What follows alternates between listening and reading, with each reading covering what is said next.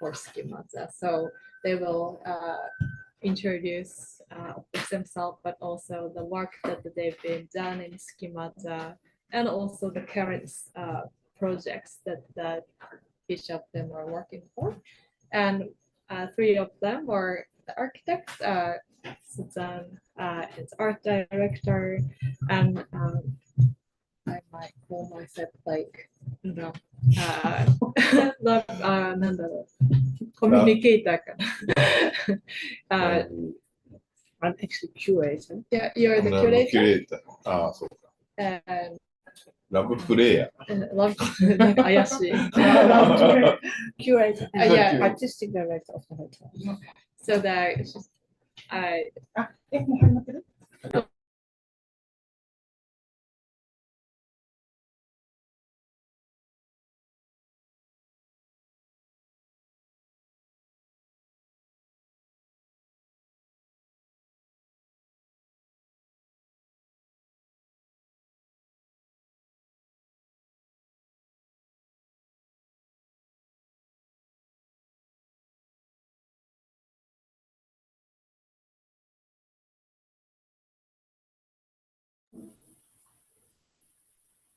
So your microphone off.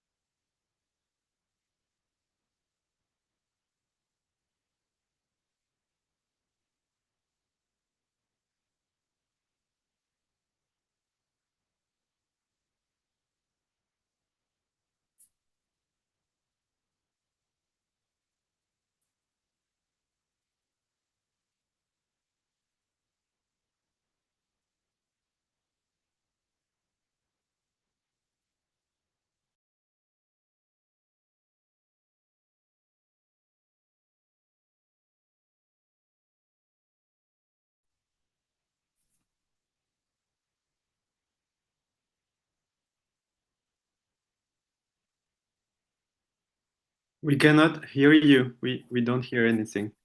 No.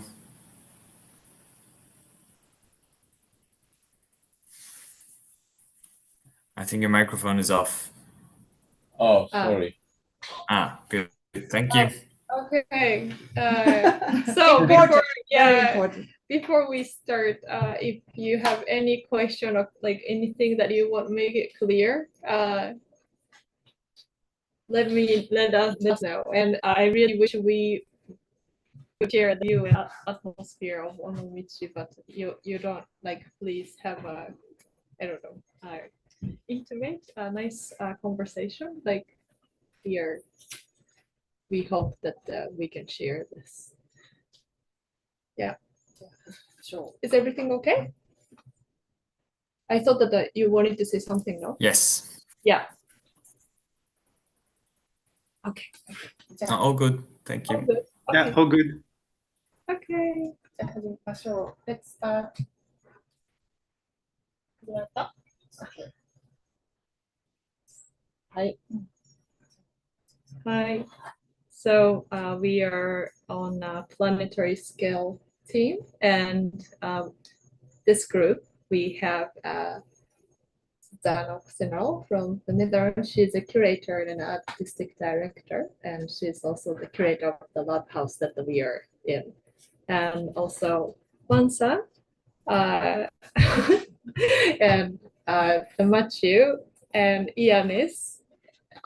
They are joining from Paris, and three of them are used to work for Schemata as architect staff, and I'm also in Onomichi and living right next to Lab House and taking care of Lab House and also the Lab House projects. And my name is Natsuko, and we will start with Wansan about we will talk about under the theme of on a planetary scale. You will be explaining a bit about what you did for Schemata projects and also the current work that you're working on. So please. じゃあ、シェアしますね、スライドを。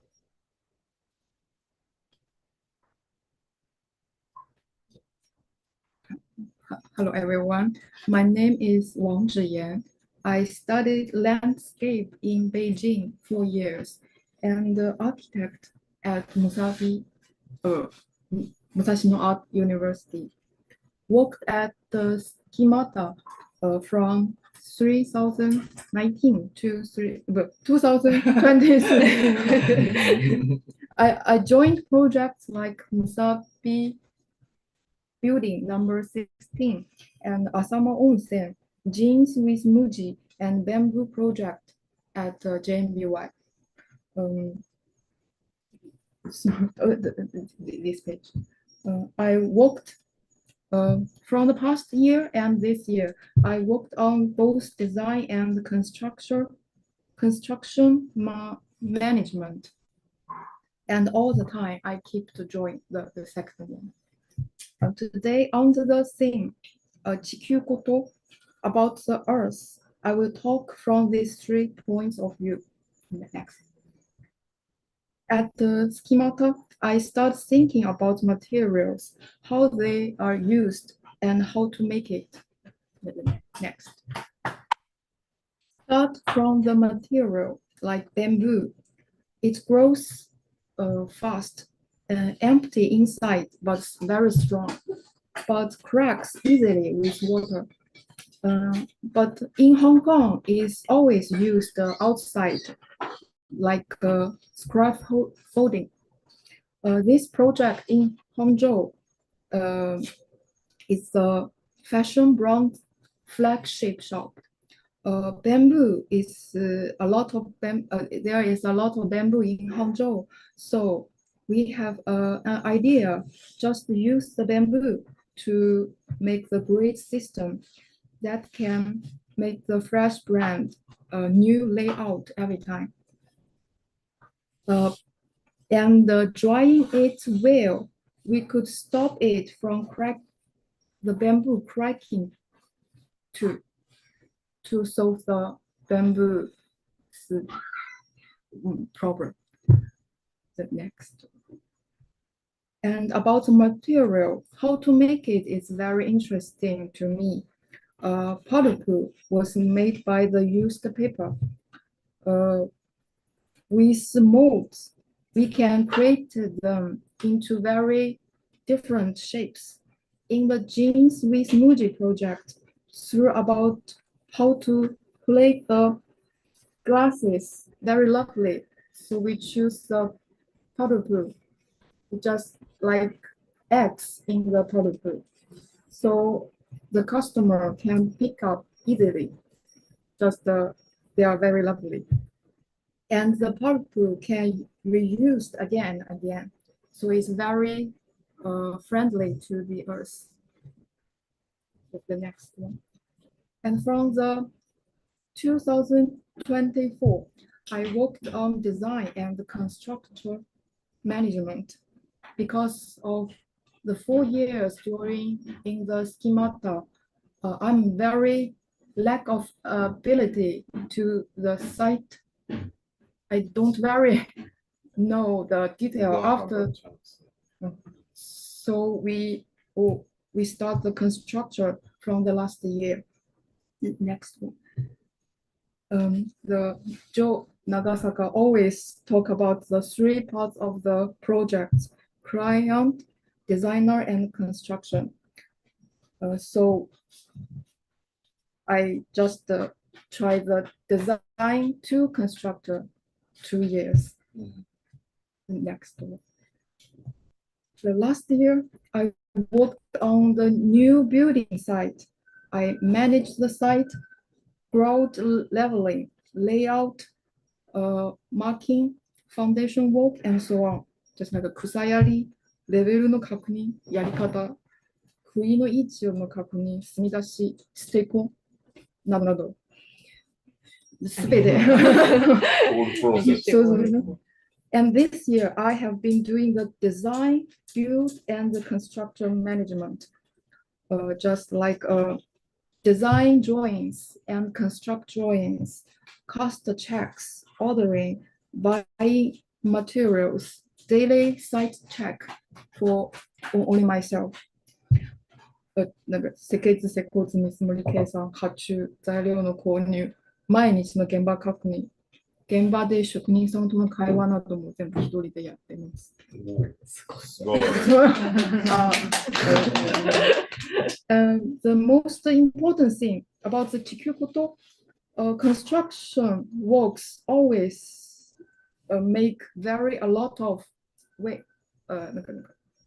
just trash every day, but the people on the side don't think they are useful. So I just think about an idea. The furniture first, and the second one is the floor PVC sheeting. We always ordering more than we should use, and the LGS to PV always never become the trash every day. Also the soil. So I think an idea about the Chikukoto with construction. Next page.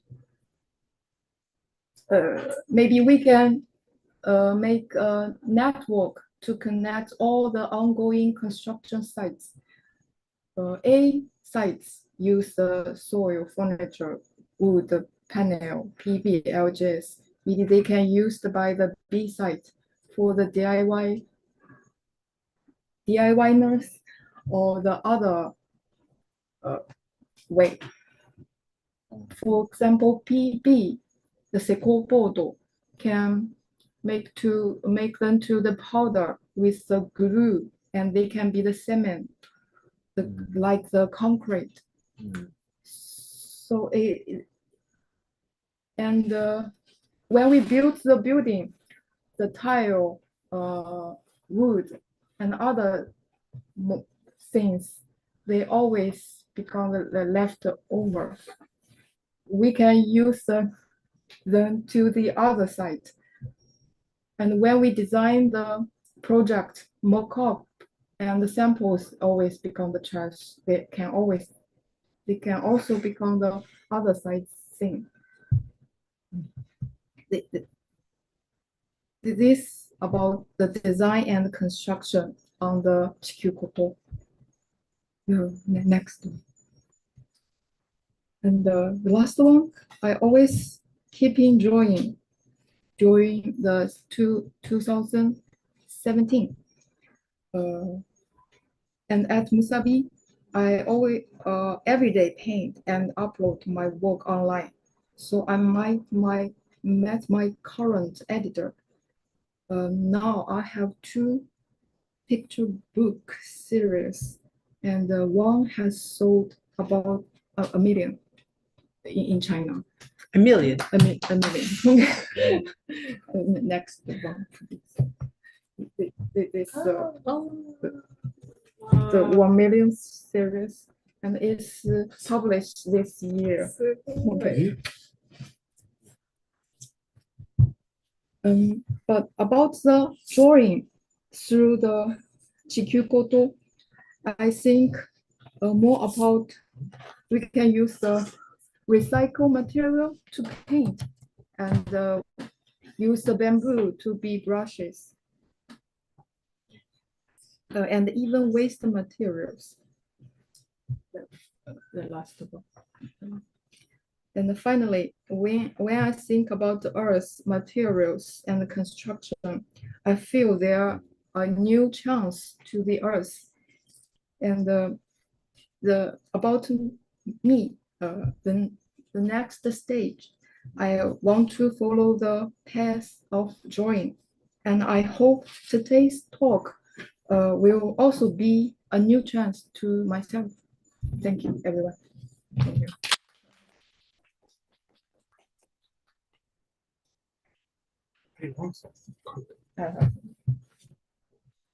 すごい。いつの間にいつの間にはい。Wow, from the Musabi. わさび。Oh, Yes, cool. I also think. I didn't know that. You've been drawing since you were in So I know you're Yeah. drawing, but the first time to see this book. So also. What age did you start drawing? Age. How old were you when you started Start. drawing? It's my childhood, but I study from the childhood, not for the work. Just for でもこの作り始めたのは Musabi. Sabi when she was at university. She started this work. すごい。これからも Still doing. Design is always about the site. I should always in the site, うん。 but I want to traveling the world. So the drawing, I just take the iPad. I can walk everywhere in it. You can go. Go everywhere. It's free, free to walk. You But- can be free. Free. うん。 But one day I may be back to the design. Maybe うん。なるほど。今はコンストラクション。 construction, just A lot. detail. It's very tired on the side. Communicate with every craftsman every day. うん I don't know the next day where the problem come from. I don't know. So I am very pressed on this situation. Don't know what the problem come from.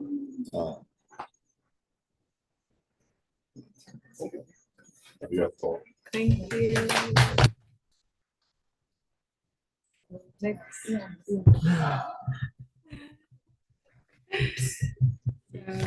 Next is Ianis. Hi, Yes. I'm Yanis. So I joined Schemata first as an intern in 2015 in Hapa, and then I came back as a staff in 2018 until 2020 June. And I mainly joined the 3M exhibition, some spider projects, and mainly the Jeju project of development of Dabdong project. Your name is Ianis Combs, then? Yanis Combe. Okay.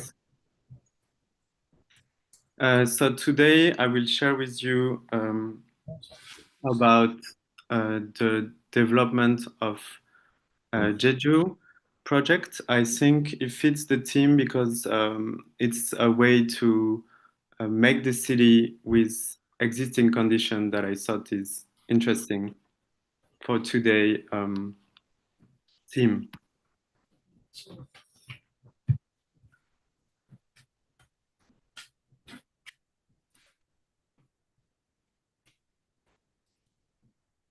Can you see the screen?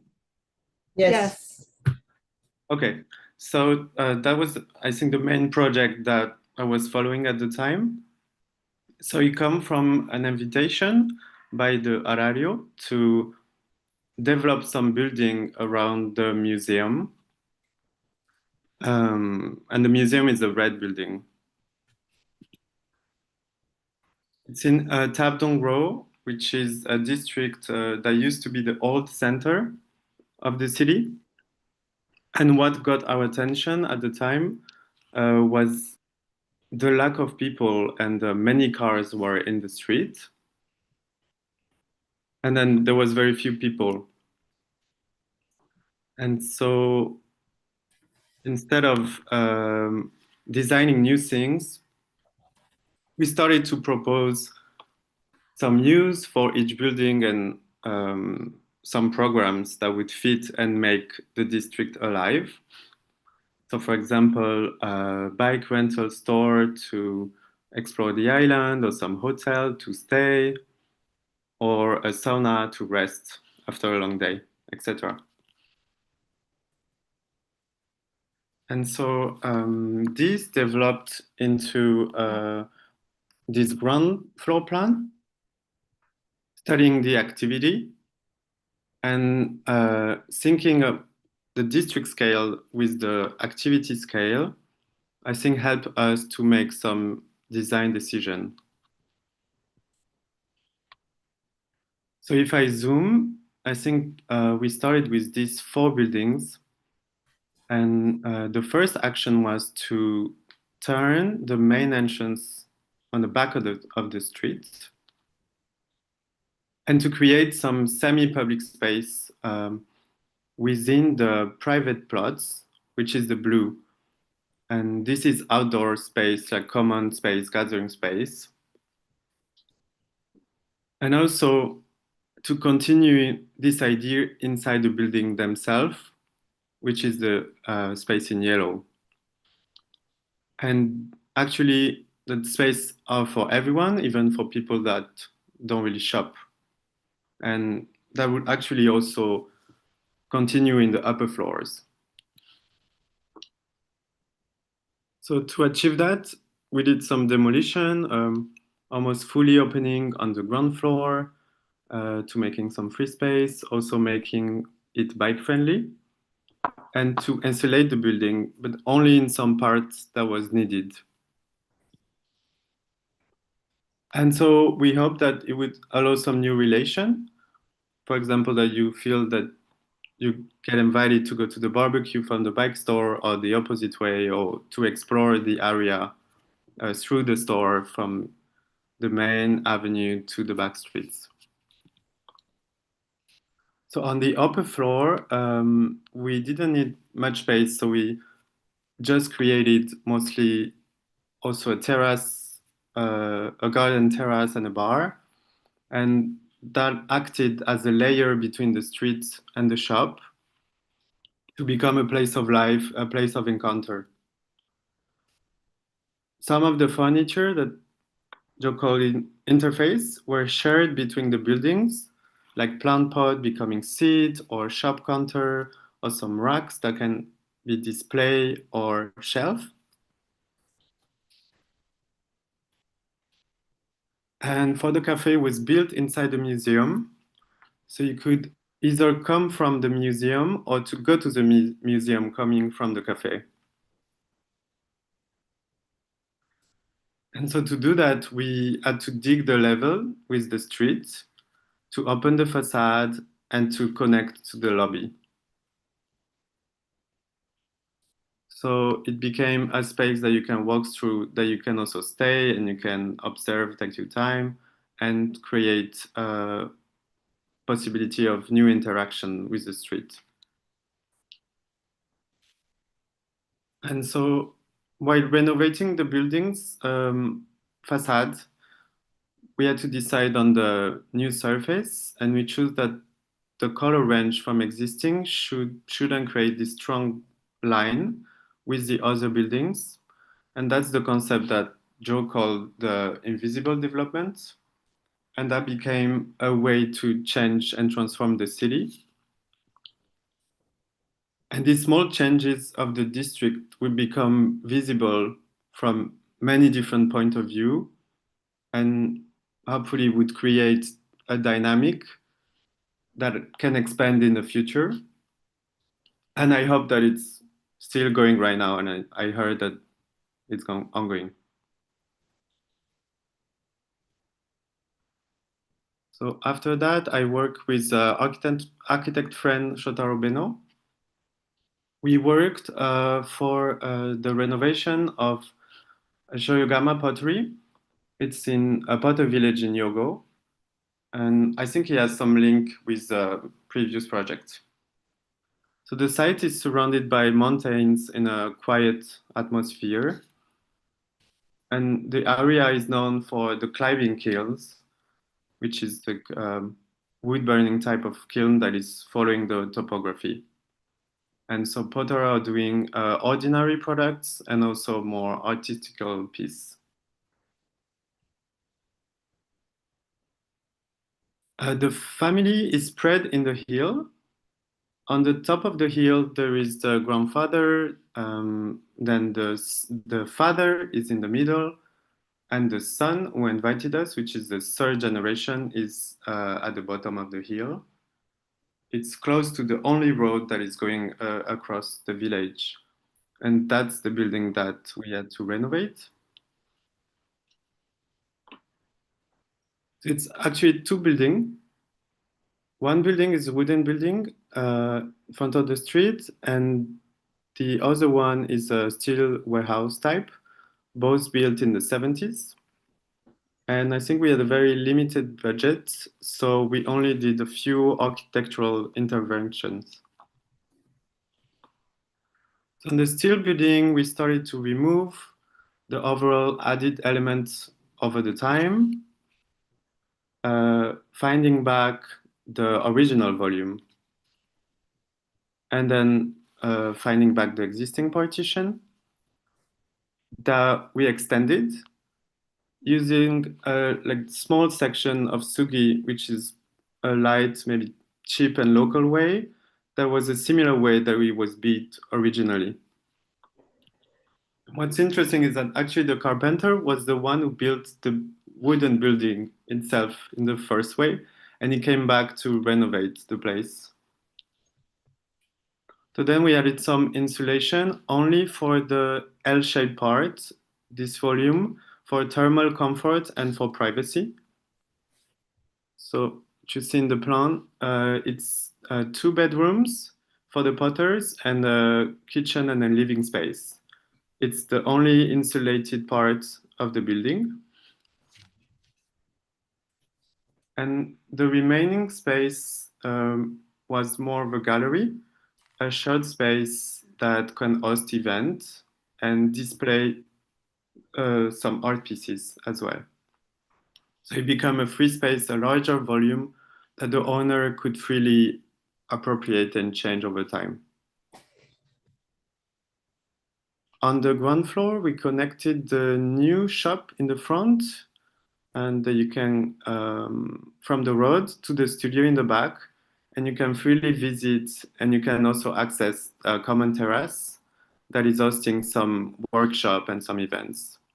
So I think you kind of find back the idea of semi-public outdoor and indoor space from the Jeju project. On the studio, we didn't touch much the space really, just removing the imprint and presence of the former potter, and maybe adding a few signs to indicate that some change was happening. And the main action in the wooden building was to remove some floors and to enlarge the existing windows, to open to the landscape, and to allow some new ventilation and more sunlight for wintertime from the west. In the summer, there is no air conditioning. It's 300 meters, I think, from the sea level and surrounded by small mountains, so it doesn't get very hot. And the natural ventilation allows to cool the place. We also were able to reuse some leftovers of a next site from some old damaged roof. So it's a gray wood that you can see in the bench. And this space is actually just also like a semi-public space that you can just come and rest and have some coffee, conversation, anything. On the ground floor, we also open just to make the shop more visible.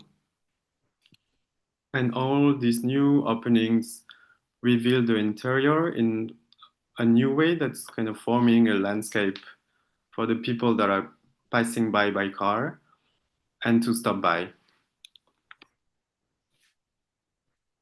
And maybe quickly, I can just show you another project, which is more related to the theme for me for the economical challenges.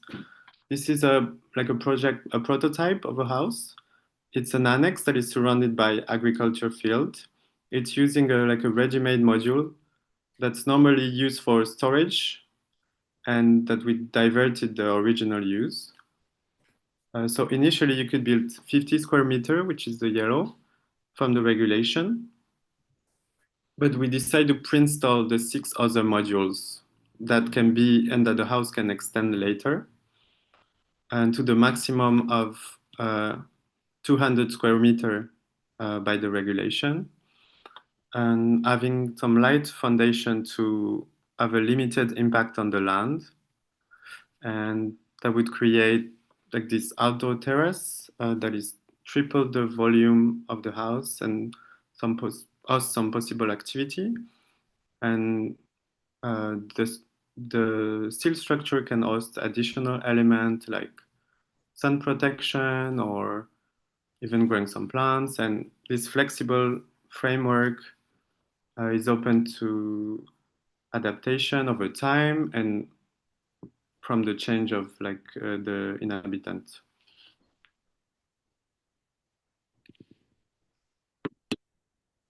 I think, yeah, that's it.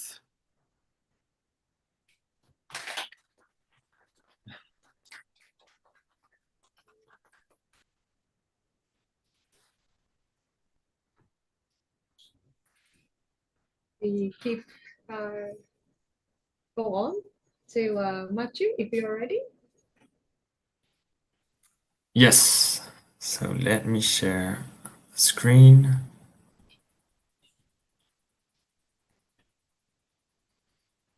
Can you see it correctly? Yes, very well. Okay, cool. So, well, first of all, thank you for inviting me to this nice conversation. I'd like to talk to a very specific way of designing we are having now in Europe, which is updating buildings by insulating them. So I was working at Schema from 2015 to 2017. And one of the main projects I worked on was the Powder Mountain project. So it's in the mountains of Utah and the US. So the main constraints were, of course, the difficulties of access for the construction site, but also the very hot summer and very cold winter. So the design came from that. And we decided with Joe to create this very well insulated wooden box and standing on this steel frame, creating the foundation of the house on this very steep slope. So, of course, we decided to expose everything, the 2x4 structural timber structure, by putting the insulation outside of the structure, but also the electrical device and the mechanical ventilation, which gives some new aesthetic to ecological construction, I believe. Back in France from 2018 to 2022, I worked at Karavitz, which is in an office mastering passive housing system, which means that houses don't need a heating system. For example, this house, which is built in the forest in the south of Paris, is a timber structural house with wooden fiber and for the wall, for the insulation of the wall, and straw for the insulation of the roof. So as you can see, all the wall and ceiling are very thick and very well insulated. Since 2023, I started my own office, which is called Studio Arecibo. Even though it's small scale renovation of apartment and houses, I always try to put some input about improving the thermal aspect in order to make the living more comfortable. So even on a small studio like this one I renovated in Paris, I dedicated a part of the budget in order to change the big windows from single glaze to double glaze and wooden framed windows. And I also try to have some inputs on and natural materials. But I'm also working for an office that is called Forme Architecture. This office is specialized in the thermal renovation of social housing. So we have to understand that in France, after the Second World War, we were facing a big housing crisis. So they built a lot of social housing with prefabricated concrete. But today, those buildings are suffering a lot because they still work from the structural part, but thermally, they are really not efficient at all.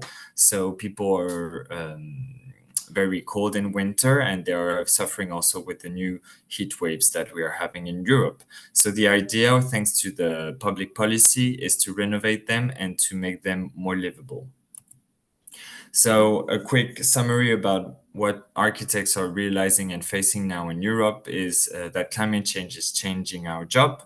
We are having outdated cities and buildings that do not reach the performances that we are asked in terms of comfort facing the new climates we're having. We also realize that we have limited resources, that the usage of concrete has to be drastically reduced, and also because the energy cost has risen so much that it makes it difficult for the people to make the living.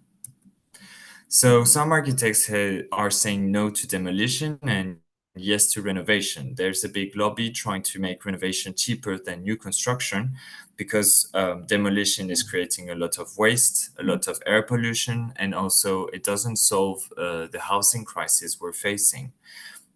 We also understand that thermal performance is part of our job as architect and designer, and we have to reach some high standards. We really explore natural materials, how to integrate them, and also for the future when the building can be demolished or transformed.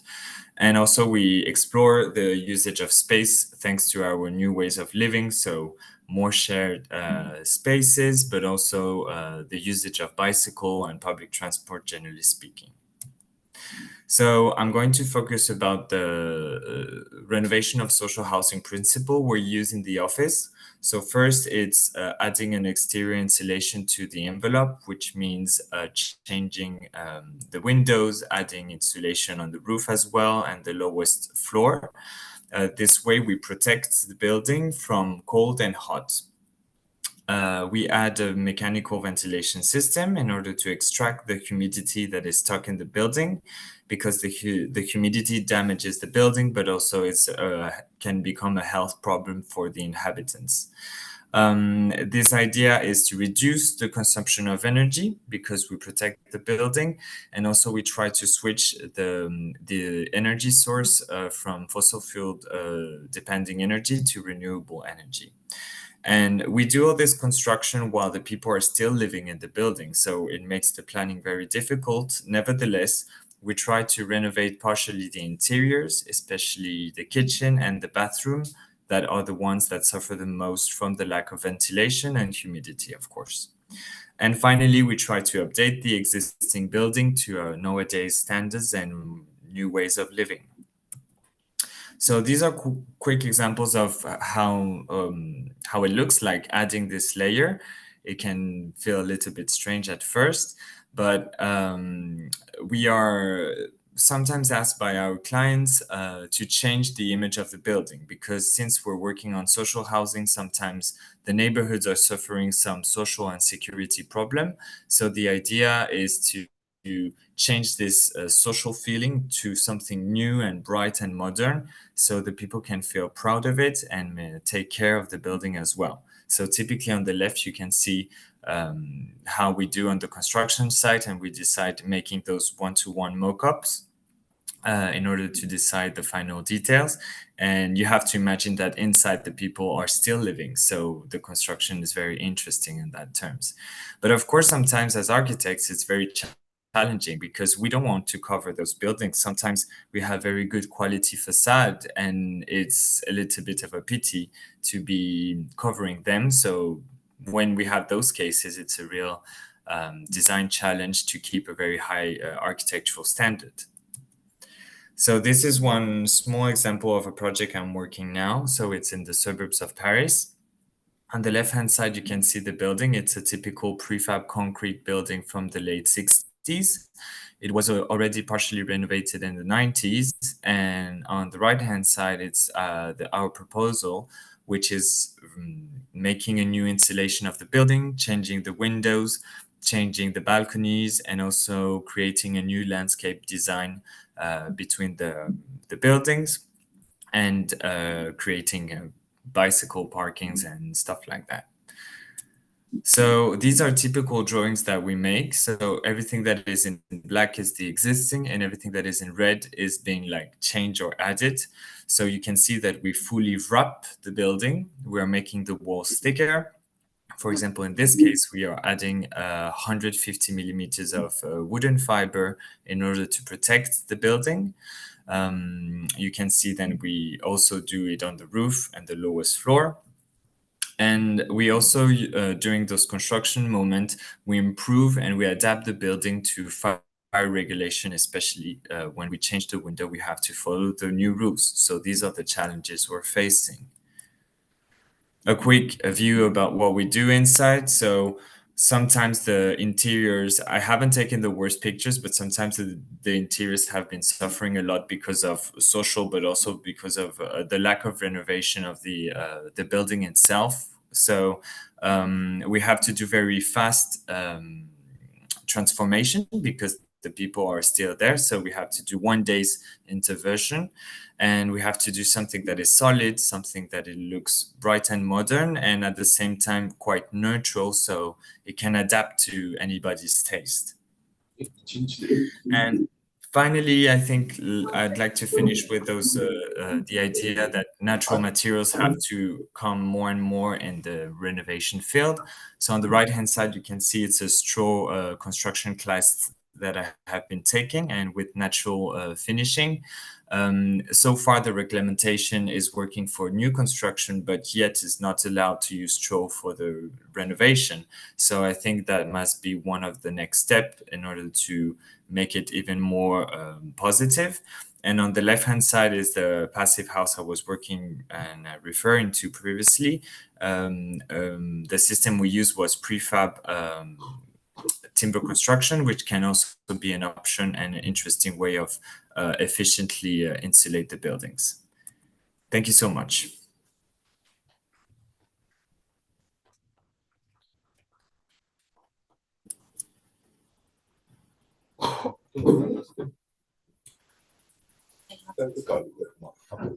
There, like, I think people have questions, but we will get some time to do this discussion more in QA time. So we go forward. My turn.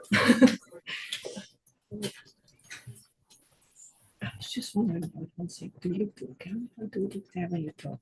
どっちを見たらいいですか？トークの時。こっちのカメラを見た方がいいか、ザンヌからの質問で。カメラでしょうね。でも自分が喋ってる時はみんなのスライドが大きく見えてるから。そんなに顔は出ない。顔はそんなに出ない。So you don't have to, you ディスカッ can, ションの時はこっちを見る。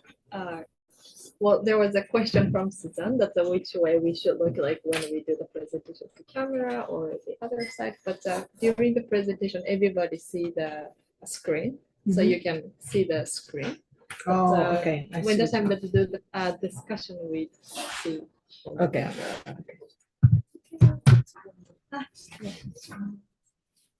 So I'll stop. Sorry. So I'll start. My name is Natsuko Matsui. I was also used to work for Skimata from 2016. but not the rest of three architects. I wasn't an architect, I was on management stuff. So I couldn't draw any plans or anything, but working for, so I was thinking about what I was doing during those times that I was at the office, and what this was the kind of time that I was trying to look myself, what I was doing from 2016 to, and there was also the 2018, we were visiting to the Netherlands for the 20th anniversary of the Schemata. So that was the time that I was in the office in Tokyo and doing the manager in Schemata. But maybe, so I was looking for like, I was always maybe like, feel like in a good way, like between, to connect people, like people to people, art to art, maybe stuff. Well, I maybe was like a constructor also. There are so many people. I was in a kind of tried to in between to see maybe with that Joe or to be in touch. Like I think maybe Matthew and Ianis also remembers during the like esquisse, I was also kind of like right next to them, even one son, sometimes to try to explain what Joe is thinking, but also to be honest, I was an architect, so I was also first time always to look, okay, like he, I'm sorry, like there are so many words he's all of a sudden saying, oh, like, you know, housing Okusawa, or like you really have to, you know, oh, it doesn't work. So all this thing was Japanese, but I had to translate everything sometimes very direct. Like I know much, like at this time, like for example, Machi was working for like a capsule hotel, or like he was using a lot of like a beige, but I think it's very common not to say in these days like skin color, but still we have a hadairo, the term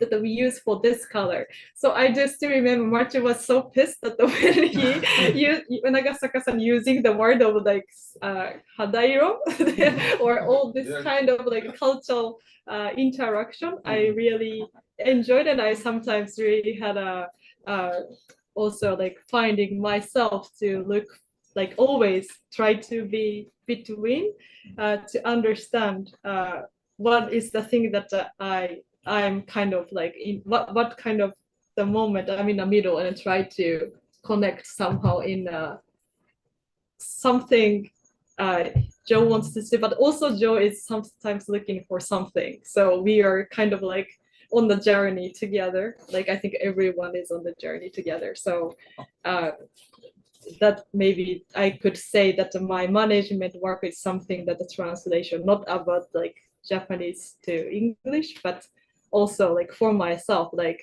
to translate what sometimes like what does it mean really, to sometimes to the staff, sometimes to me, sometimes clients. So that was I was maybe thinking about my work. And oh, before I go to Uganda one, so why, and I started kind of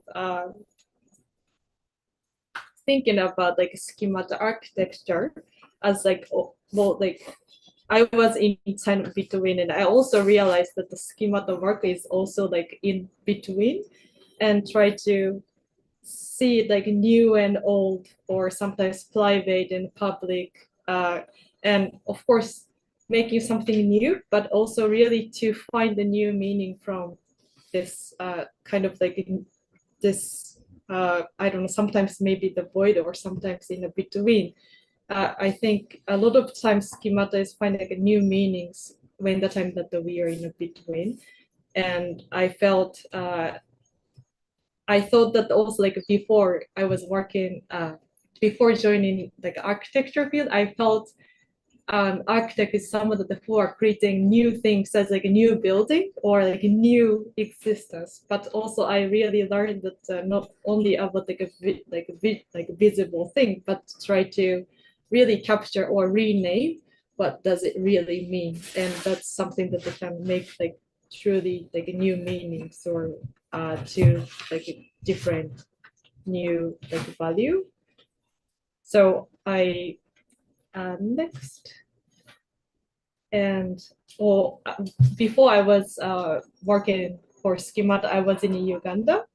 And why I was talking about this as like in between was like when the time that I just very joined Schemata, I was very much, I don't know, still looking forward how I can somehow like connect things, or because it was still very hard for me to what I saw in Uganda and what I could do in Japan. Like there are so many things that,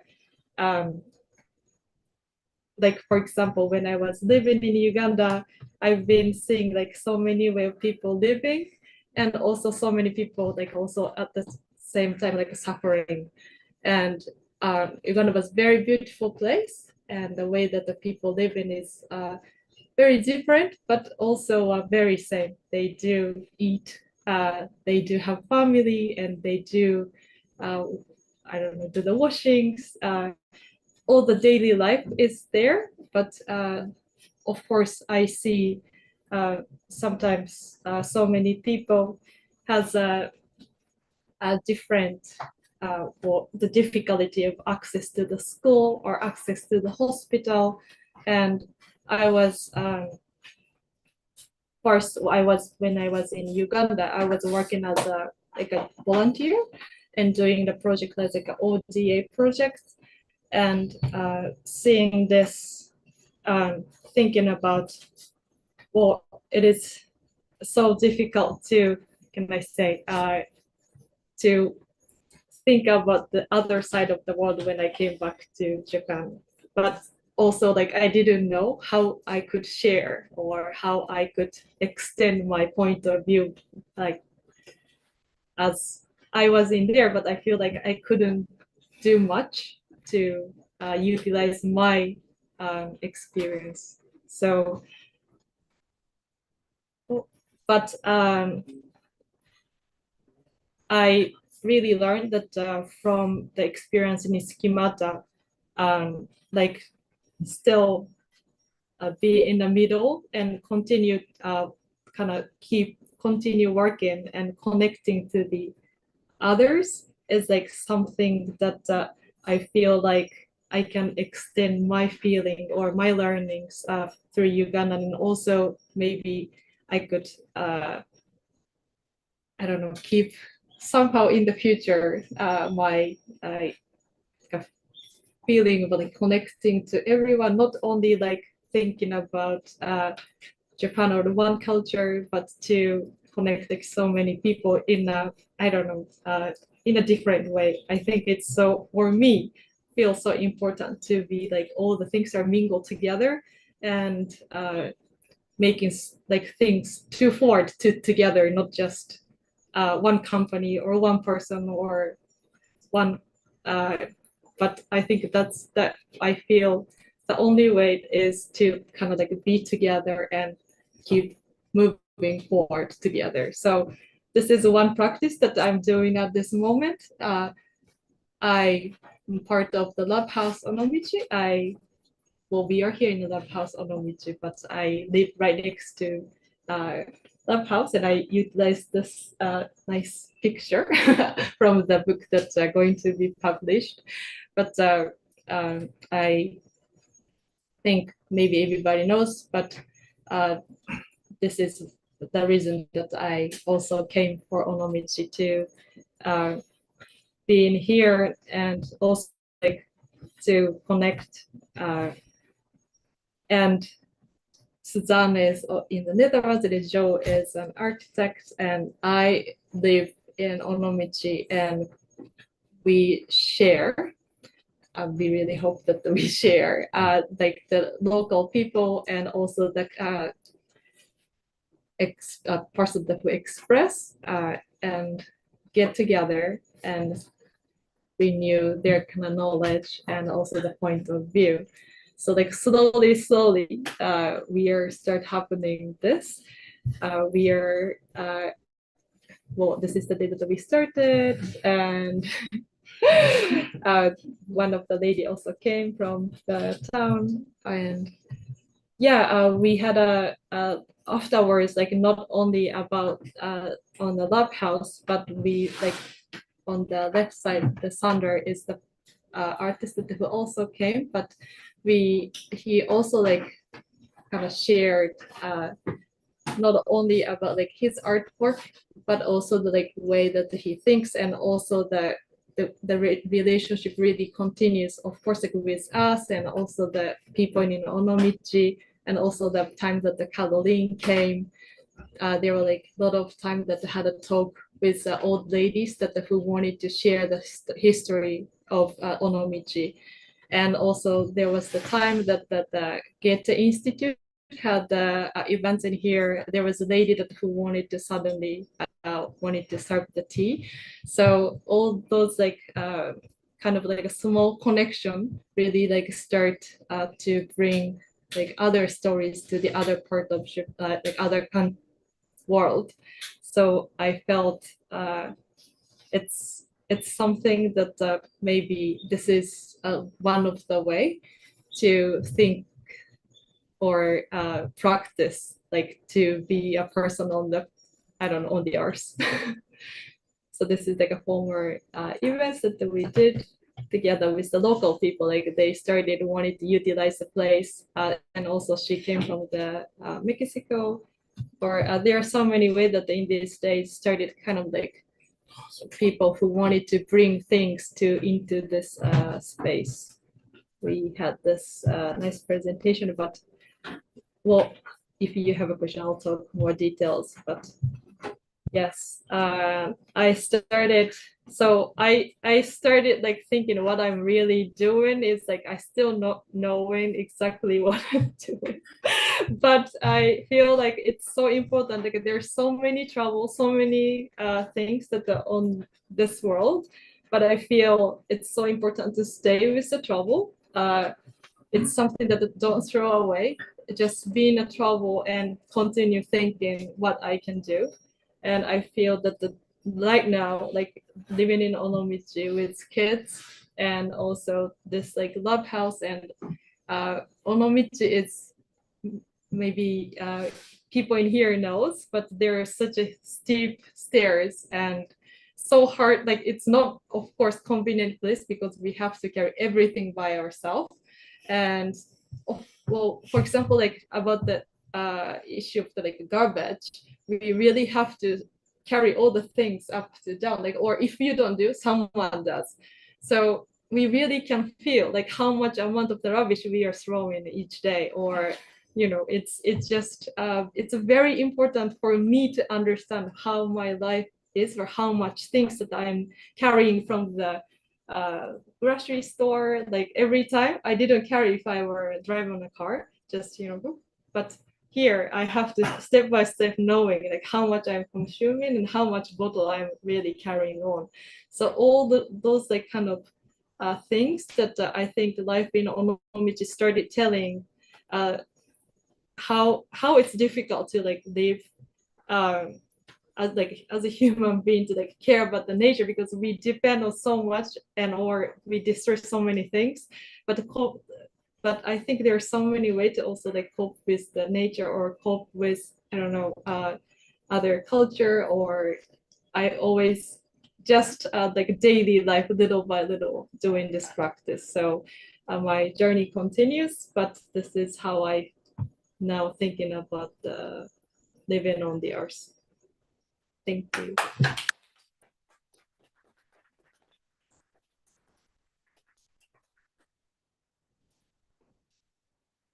So last but not least,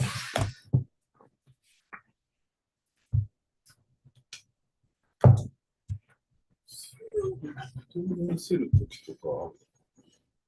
do you wanna show the book stuff, or Sorry? I think it's difficult to pause. Oh, no, I'm not going to. This is just for my own. Okay.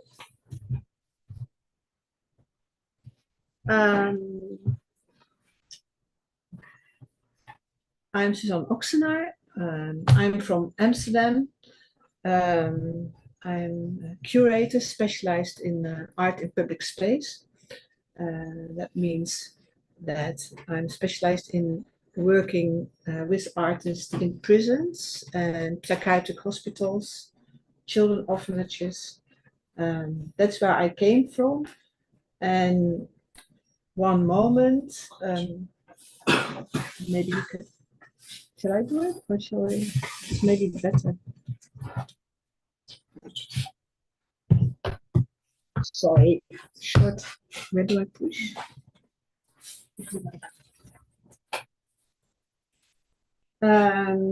So I was working a lot with international artists to do these projects in these public situations.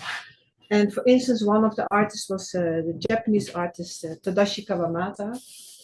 And what happens then is the artist comes to Netherlands, and where does he stay? He stays in a hotel, but the hotel doesn't understand who is this man, what is he doing here? There's no workspace, no things like that. So having a lot of times that situation, one day a friend of mine came to me and he said, well, don't you want to start a hotel? And I was, well, why should we start a hotel? He said, well, there's this huge building, the Lloyd Hotel, how about if we make a plan for the Lloyd Hotel? And the Lloyd Hotel is a very extreme building. It's built as a hotel for immigrants in 1917.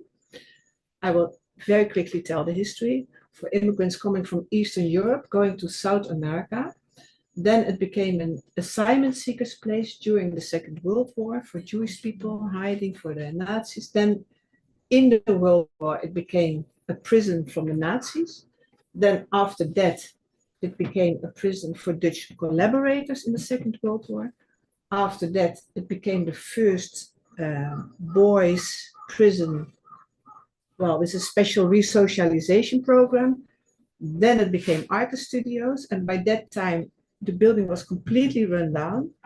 It was in a part of Amsterdam where there's no normal housing, like really more a harbor. And the city of Amsterdam really wanted to put a new energy in that part of Amsterdam. So that was why they were looking for a new plan. So Otto Nan and I made a plan, also thinking about all these artists coming to make a hotel with a cultural embassy. And what is a cultural embassy? The idea was to make the hotel a place where you come, where you share your cultural luggage, but where you also meet immediately the Netherlands, Dutch history, the history of this building.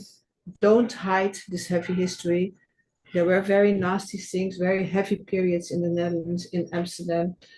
We have been colonizing, we had all these immigrants that were sent away in bad situations. The prison time, everything like that, we wanted to be visible, touchable, and at the same time welcome our guests in a way that they would immediately connect to the Netherlands and have a space to work, to do their projects, to have a fashion show, to cook. So that's why it became a hotel from 1 to 5 star. So no matter how much money you have, you could stay in that hotel. And if you were a cultural guest, we would always give you a certain discount. So in this hotel, the next step was to ask Dutch designers, Dutch artists, Dutch textile workers to make special projects and special rooms in the hotel so that again, when you were in, you would immediately connect with what is going on in the Netherlands on the level of, well, you are making drawings in books, so about books, about textile, about what you eat. So even our kitchen was like that. Sure. And for instance, this is the open public space designed by Richard Hutten with a helicopter lamp that you can change in every way. So if you give a fashion show, you can do it. If you want to light the walls, you can do it. What I've got to say is that what's very important at the moment that you are going to transform this huge runaway building is with which architects. And as an architect, we choose MVRDV architects. And the question that we had to them was, please escape from the history of this building in an architectural way, but at the same time, please respect also the original architecture that's in there. And what they did is they opened up completely, like really from the roof to the bottom of the building. They opened up the building. They made connections in the rooms, always to the public space when it was possible. They used the diversity in sizes of spaces, which at that time was very unusual to do for hotels. So there would be very small one-star rooms with a shared bathroom in the hallway, but there would also be very big spaces that you could use to have lectures. I will show you some. Oops, this is a, I go back. This is a room designed by Dutch artist Joep van Lieshout, and we asked him to make a room for musicians, so that if a musician is staying, they can play there. When we opened, we were given a fantastic serious grand piano. And next to this room, sorry, I have no picture, but there was a room for a band where you could sleep with the whole band, with a bed for 7 or 8 people. The tapestry was made as a kind of Rorschach test, as a kind of reminder of what happened in the building. We asked Claudia Jongstra, who had a presentation here 2 days ago, to find a solution for this very big and also sometimes cold space, and she designed beautiful felt, well, it's not curtains, but window shields. And here you see one of the open ups that MVRDV architects made. We designed our own tables by Christoph Seiferts, called the Lloyd table. This is a fantastic blossom wood that we can put up on one of the floors by the Japanese artist. And here we have, and I think that is in terms of how do you communicate about the history of a building.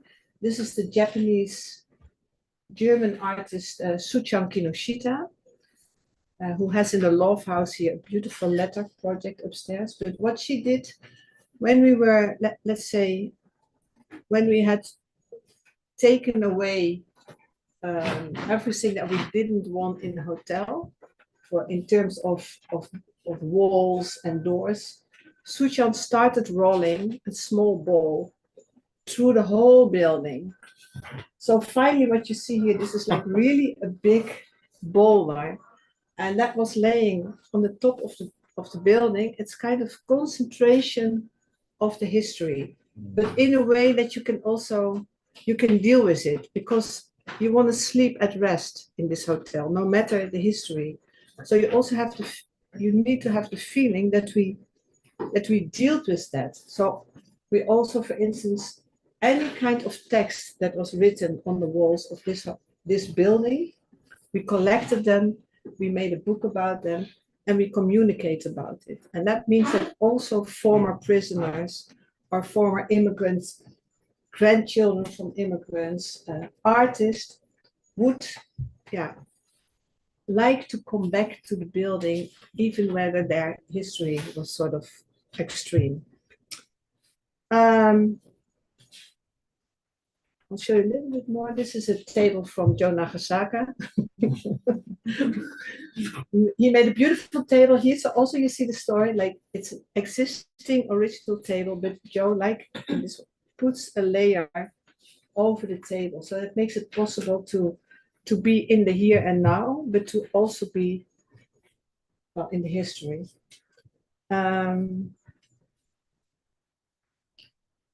This is this is the entrance of the hotel, let's say from the outside to the inside. And Chika Watanabe, Japanese Dutch artist, what she did is from all the pieces that we kept, and you see here, like the little windows there, it's from the period that it was a prison. The one with a little bit light blue is from the period that it was a immigration hotel. The way the bed is made is how the beds in the ships were. So everything in this construction is a memory. Even the tiles on the floor is a memory or a reconstruction of what happened in this building. And everybody who enters suddenly almost breaks its neck because it's sort of, let's say, not the most practical entrance, but immediately you get in contact with the former situation. Now, suddenly, Otto and I were hoteliers. And even though our, let's say, more art background, and that reminded me of the period that I lived in 1984 for a year in Tokyo and Kyoto, and I was very much surprised or curious about love hotels. Love hotel was a concept we didn't know in Holland, and at that time a love hotel could look like, let's say, a Disney castle, or it could look like, well, whatever you can imagine of a kind of exciting building with very particular rules coming in. Like you come in maybe from two sides, so you don't know with who you're going to that hotel. And the ones I visited at that time sometimes had the most extreme rooms, like let's say you sleep in a car in your bedroom, or you sleep in a very traditional Japanese room. So I was very triggered by the love hotels. I had kind of forgotten about that because it was years later, but somehow I got the idea that I wanted to make a love hotel in the period that there was a celebration of the relation between the Netherlands and Holland. And one of with the Netherlands and Japan, thank you. And in the Lloyd Hotel, we had a lot of cultural attaches from all, well, every year, all the cultural attaches from the embassies come together to talk about what is going on the cultural field. And the one from the Netherlands, from Japan, was staying in the hotel, and she asked me, don't you want to do something for the celebration? And I said, yes, I like to make a love hotel. From that moment, I had to do it. It's kind of, sometimes you put yourself for something. And I asked one of the people working, Renate Schepen, for the Lloyd Hotel. She was going to Japan, and I said, please look around if you maybe see a building, which was a little bit. But then Bas Valks from the Dutch embassy said to her, well, maybe you should go to a very special place, Hapa Hotel, made by the Japanese architect Joe Nagasaka. It's a very, very special place, and well, maybe you get some inspiration from that. So Joe had created one room, Hapa Hotel, which was connected directly to the street. So Renate came back with this story, with some pictures, and with a catalog from Joe. And I thought, yes, so, yes, this architect will understand what I would like to do with a love hotel, that it's about a new vision about a love hotel, and also using the concept love hotel for a new, a new way to see that. So Otto, my business partner, and I, we invited Joe to come to the Netherlands, and he came. I think you were there 3 days or something. We talked, and talking was not so easy at that time yet, but I think we understand each other. And then I asked Joe, please find a location in Tokyo, and please choose Japanese artists and architects to participate in the room. So from the beginning, because it's not so interesting just to come from the Netherlands with some Dutch, it's the interesting thing is the collaboration and the exchange. Well, at least that's what I'm really interested in. So that's what happened. Joe found a fantastic location in Daigayama, the upcoming neighborhood at that time, from the government of Nara. He invited artists and architects, and so did I. And to make a long, fantastic love story, very short, is yes, Love Hotel came. This is called the Buyings. This room is about fertility. Like sometimes you go to a love hotel to make a lot of love, but sometimes you want to have babies, and that can also be quite. Let's say it's very nice to have a very nice and inspiring room then, and that's what this room was about. This is Joe's room, where you have a ninja in your room who's turning your bed in an old Dutch clock construction. This is Richard Hutte, princess on the beam, and there's a lot of text around it, inspiring you, like a multiple choice, like I'm here to sing, dream, fuck, whatever you can put it in and sleep there. This is Yuko Nagayama. That's more inspired by, let's say, the Japanese Zen gardens. Also, this was the room that went outside on the roof. Here we have the design by Ryuji Nakamura. It's incredible, incredible. You can't see maybe here, but there's almost 10,000 strings from one side to another side. And for me, talking about exchange or for instance, a love hotel, or what you can do in a love hotel, this for me symbolized very much what happens in Japan, or what I'm very aware of in Japan, is going from one place to another place. Like even here, if you come in the love house, you start with the stair, then you have a door, then you have the stones with the sand, then you come here, you have more stones, then you have the wood, you take off your shoes, then you have the wood here, then you come in the tatami. All these steps are also kind of mental steps. And I can tell you that in Holland, we are not very aware of that. Not to say that it hardly exists to have this kind of change. Now, the bath houses in Japan, for me, are like very special place of contact also, but also of contemplation. And what you see here is you are not in a bathhouse, but you're sort of in a bathhouse. Your mind is here. But what is your body doing?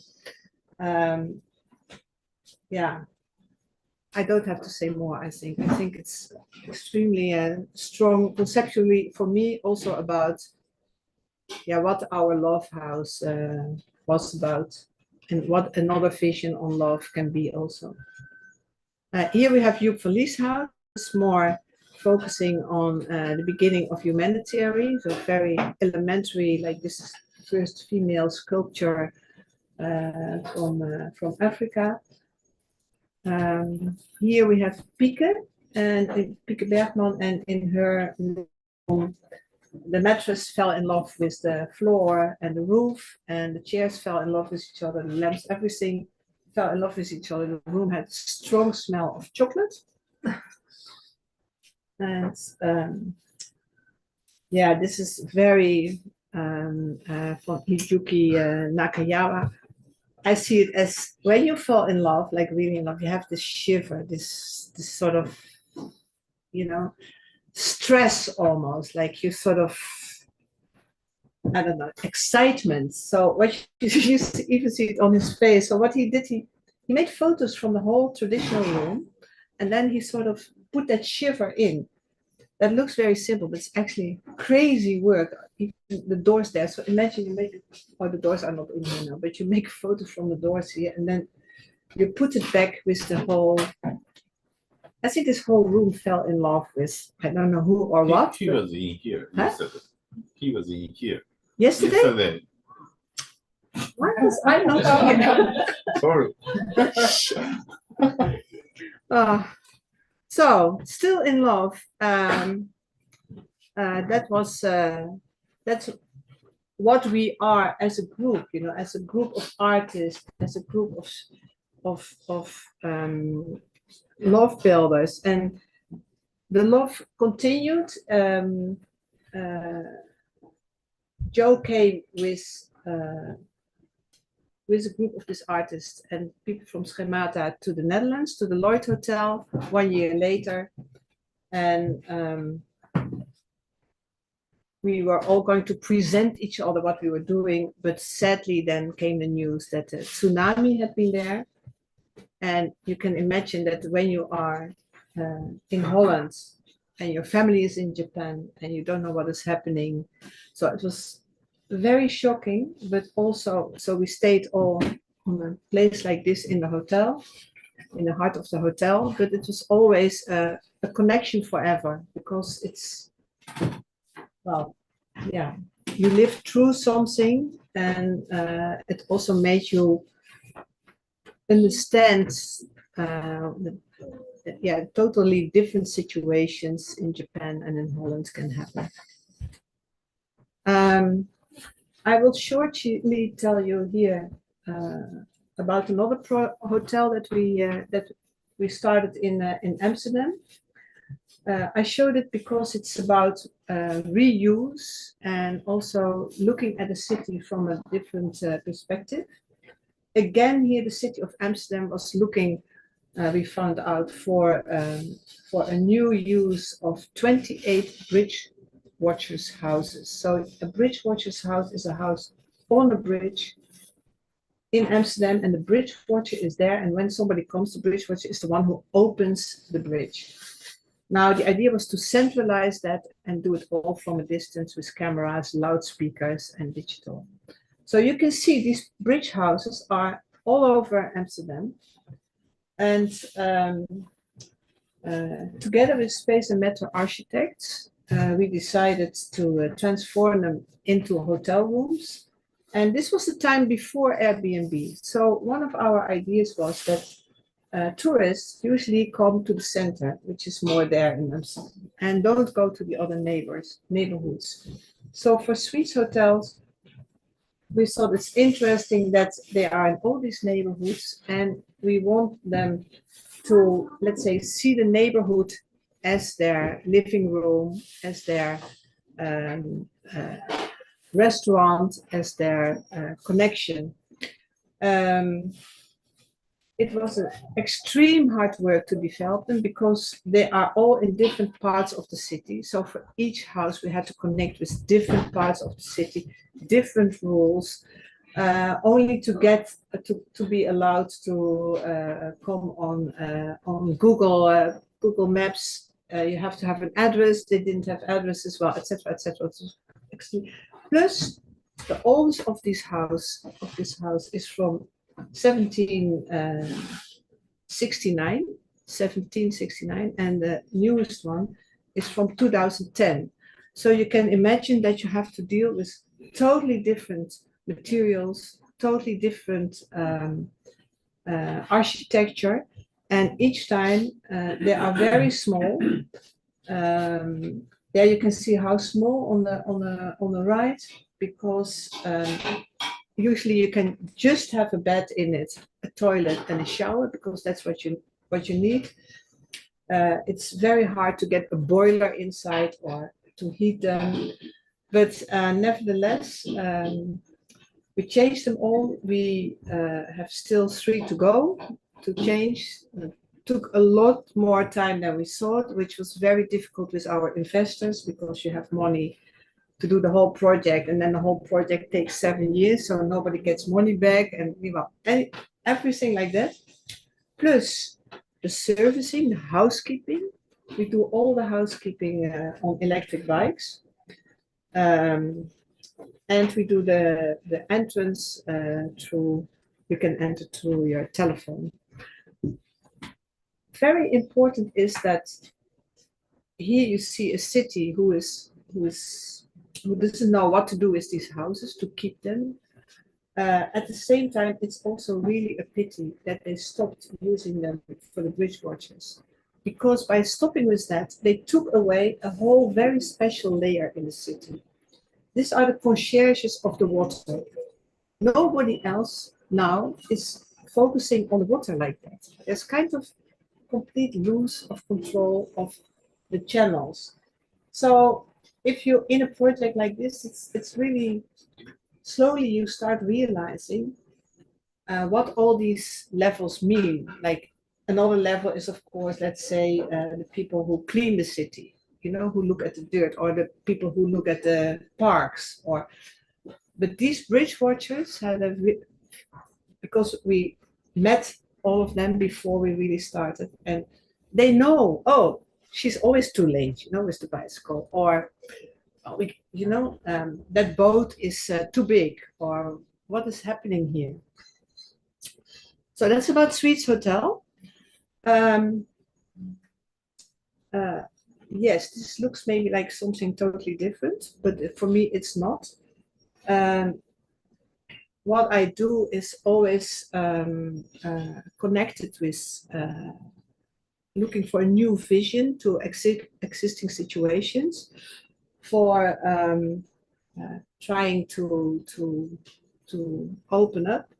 And I've since a long time been working in these prisons and psychiatric hospitals. And years ago, 25 years ago, I started a residency in a psychiatric hospital, where we invite artists to look from their perspective to what is going on in the psychiatric hospital.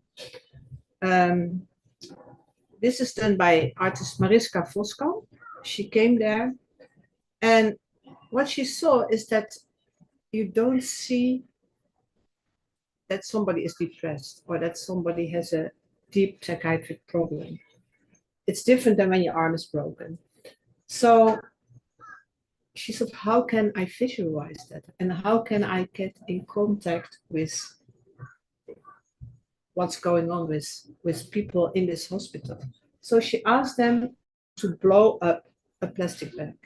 That sounds very simple, but it's not very simple, because you have to make the contact. You have to ask the person to actually blow in this little bag what is inside. So it becomes kind of visual. Oh, yeah. So she started asking, you see, many people to in the psychiatric hospital to blow up these bags. Here's a lot of these bags. And finally, it was a party with the clients of the psychiatric hospital, and a cloud was made, a big cloud. It's called, it's difficult to translate in English, breathing travel. Yeah, breathing travel of the breath. Huh? The travel of the breath. Travel of the breath. And coming here in Japan, I thought this project is actually also easy, because you find a psychiatric hospital and you ask them if they have a spare room, and maybe if they have 2 spare rooms, so that we can invite temporarily an artist to come there. So let's say if you look from the architecture, it's like you're not building, you're not reusing, you're actually looking for a space to have for a temporary period. So this space, the 5th season, was a building in one of the largest psychiatric hospitals. I was always dreaming to have a space like that here in Japan. So thanks again, actually, to Bas Valks from the Dutch Embassy, who helped me visiting psychiatric hospitals, and who finally found in Daigo, Fukuroda Hospital, which is a small psychiatric hospital. We are allowed to have residency there. So since 5 years now, Dutch artists come to that hospital, stay in the hospital, and do a project. And like in the Netherlands, in Japan, I think psychiatry still is quite, well, let's say, talking about psychiatric problems is quite a traumatic or taboo. So inviting an artist, even from another country, it's yeah, it works. So so that's a little bit connection between how I started as a curator working with artists in public space, how I became a hotelier or art director of hotels. All the time, after starting the Love Hotel, Joe and I were in contact. Joe realized the new restaurant for the Lloyd Hotel. Meanwhile, we all the time had a dream to start a hotel. And I also had a dream to start a Ochaya, a tea house in Kyoto. Joe again found a fantastic space and possibility, but then it became very complicated and Corona started, so that all sort of stopped, but we kept on going. And then one day Joe called, like, I'm sitting in a hotel and I'm looking at a house, which was this house, which was Love House. And yeah, he was crazy enough or brave enough, adventurous enough to really start with this house, to start a Love House. And I think in Love House, it's all about not only looking at the architecture, but really living the architecture, exchanging the architecture, feeling how the walls are breathing, connecting with the history of the building, having the possibility, like, look how we are sitting here, exchanging our ideas, our plans, our dreams, but also in a light way, like, oh, somebody is here, please come, please show what you are doing, please share it with us. And we keep on connecting. This time I have been connected a lot to indigo painters, but also now, well, Joe started this fantastic days with schemata. I think it's such a great idea to ask your whole staff. And I know you are in a fantastic way moving with your staff always. So it was not only the first time during Love Hotel, but also the fact that you came with the whole staff to the Netherlands and to make this whole trip with a kind of traveling hotel. I think we should continue in whatever way. Sometimes it's in small details, in small projects, sometimes it's practical, but all the time it's about not stopping exchange. And what we also see is that our families, our children, our friends, participating, people that we work with, they are connecting. And it is actually really working like a love house, whether you are here or not. Well, last thing, here we see Masami in his in the bed he made to travel with to the Netherlands. So can you imagine, he actually slept there 3 days in this bed. And here we have Joe, who also actually slept 3 days in his bed. Oh, and I wanted to have Natsuko also in it, but I'm sorry, I forgot to put it. But also Natsuko So had her fantastic bed here. So you see, everything is possible as a space to be, as a space to share. I think Love House is working, is living, is loving. This is Claudia Jongstra, who was here 2 days ago, presenting Loads, her new collection with her son. and her own huge felts work, specially made for Love House. Joe and Suzanne, I hope we stay connected. And thank you very much.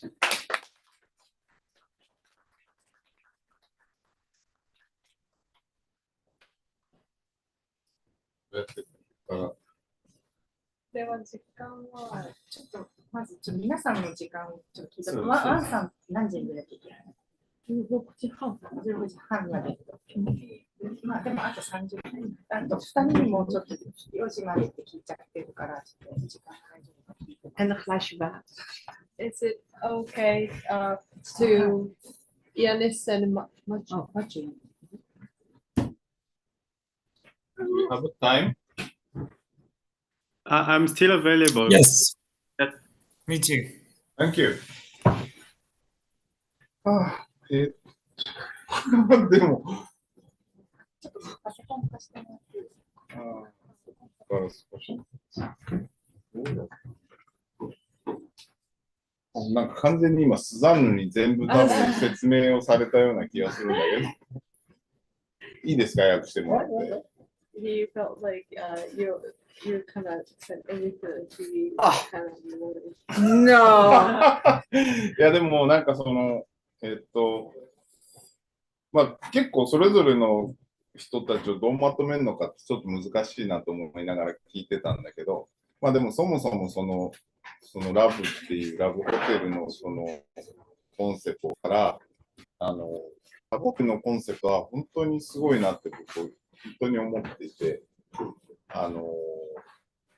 御用って僕らは言うんですけど、この本の中でも御用っていう言葉を作ってるんですけど、転用っていうとなんかもう一つの答えを指し示してしまうんだけど、御用っていうとなんか想像が広がるっていうか、まあ、参加しやすいとプラットフォームができるっていうものだと僕は思っていて、スザンヌのそのラブホテルっていうコンセプトは、なんかみんなが参加できるプラットフォームを作ったコンセプトだなって思ってて、いまだにこの場所もそのラブホテルのコンセプトの上に乗っかって僕らはこう遊んでいるというか、コミュニケーションし続けているような気がして、でこうやってマチューとかイアニスとか、まあ、なんかそのド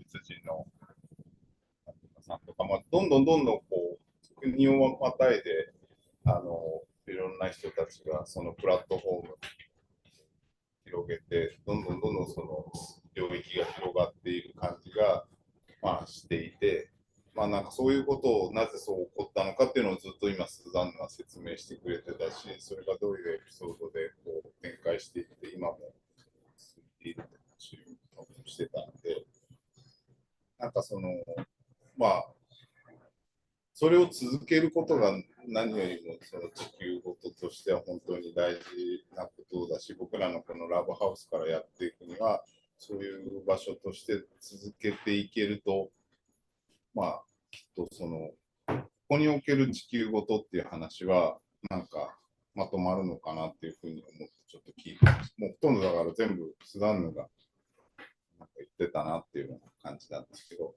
実際のところはい。Summary. But he felt like really like Stan kind of talked about everything about this about only ours instead of something that he wanted to say, because the concept of the love is he really truly respect and think that Suzanne kind of made the kind of platform that in this book that he's going to publish. Also, he has a chapter of the misunderstanding. If you say that your diversion. Yes. Diversity. Diversity. Like if you kind of like change it to the like, okay, for example, like, okay, I kind of understood the love hotel concept as Mhm. this is kind of like we called it as a like kind of understood. But if you said it as like I kind of changed it or I kind of diversion it, it's already kind of like giving a new definition. But if we kind of keep it as a like misunderstanding, that's something that everybody can join. Like it's kind of freedom to you can add your thing or Humor. There is yeah. humor. Exactly. Yeah. That's the whole thing. Yeah. So this kind of this platform, if he feels like this concept, how you came up love through this misunderstanding is kind of platform that the people can, be Join. open, join to keep adding the layers, and that's on this context. Matthew came, maybe Ian's came. So today we are here in the love house. So that's something that he wanted to talk about, this like on the arts, like how like about the arts. It's maybe this is something that really explains, and also when we talk about only like love house, just we have to keep going on this and keep maybe adding people, and this is the way kind of this is maybe the good way to say, but like kind of completed, or the way that we kind of formed it to think about the arts on this way. That's something that we was saying. まあ、いいですか、聞いてて。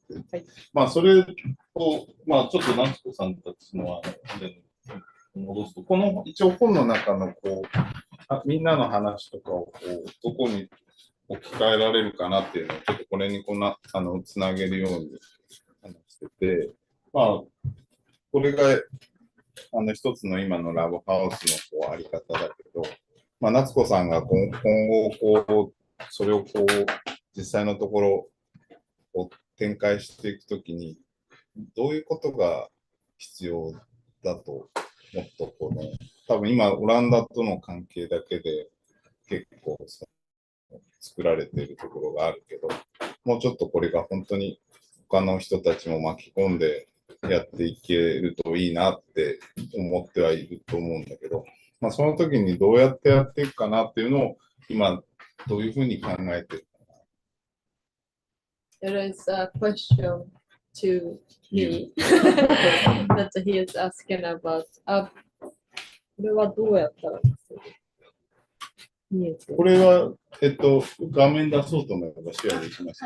This is something that at this moment the love house これはね、自走する、is now like little by little like starting kind of running as the formation with Joe, Suzanne, us, but it would be nice to expand or add more kind of layers or people or country or culture, because we started this with Suzanne and Bas and the embassy of the Netherlands. So we started with the Netherlands, but how we can explore more, how to continue. Yeah, it's a challenge ですね、本当に。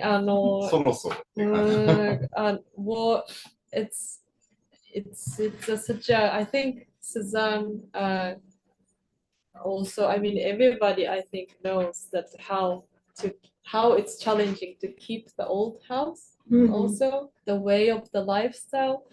It's for example, if I talk about the house, it's very much something that we have to take care. It's like a child or baby. So we really have, well, us putting like, I think, a lot of care to at least to clean or but of course roof have to be changed. Gardens will be just full of glass if the summer comes. Tree keep growing, but which is like extreme case, and it was used to be a lot of people living in this neighborhood, so people are supporting each other. But this is one of the places represents also aging population. No one wants to cut the tree, for example, like don't want to help, but it's impossible almost. So it's such a I this 3 years it's been also seeing the side of the challenges and difficulties, and yet also it was a good news. For example, the lady came from the Mexico, or there's inquiries that who wants to come here, and even maybe can connect to the other embassy, for example, for the support. But I think it's not difficult to get people here. It's also, of course, also a financial question. It's also planning. But to have people from everywhere, I don't see a problem. Where? I don't see a problem. No People problem. coming, no problem. Okay. I don't see problem. Okay, having people, And no problem. the biggest problem is that maintaining is costly. So. And financially, like it's very difficult to be sustainable. Exactly. So that I think we should start now really making a how to do that without becoming a hotel, because that's what you don't want to be. 子供もこう大きくなってこの環境の中で本当にどうやっていくのかとかも含めて全部考えていかないといけないよね。It's everything ですね。We have to. For my family, for example, it's something that it's togetherness with the family, like how I raise kids or because he grow up. So it's it's really I feel. Time to really have to sit and also have to think about this to how to be really financially keep going, because but I have a very specific thing that one of the exemption that hold by Dutch the German institute for Goethe Institute, and what the Martin, the creator, and also the Olaf, the artist, was saying that this is really the escape from the place that we are kind of facing the challenge, which is the capitalism. So he felt this is something. He didn't felt nothing about the commercial. It's not the hotel. They really felt the house. So I really want to have that place for the not myself but for the next generations. I really want to have this place as Aki and your future kids to come here and have this culture, or have this how people can exchange, or the concept of the love. So really that's the financial part is the challenge. I don't know. I'm sorry, I cannot answer. いや、 the question. でもね、考えていかないとね。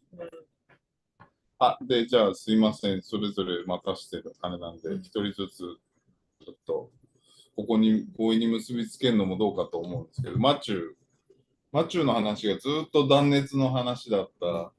まあでもそれだけ多分ヨーロッパの今の環境問題ってやっぱりすごく深刻だし、作るところが全て断熱で物を言ってるのか、それとも今日に合わせて言ってくれてたのか、ちょっとわからないけどずっと断熱だったんで、僕らもその去年一つ空き家の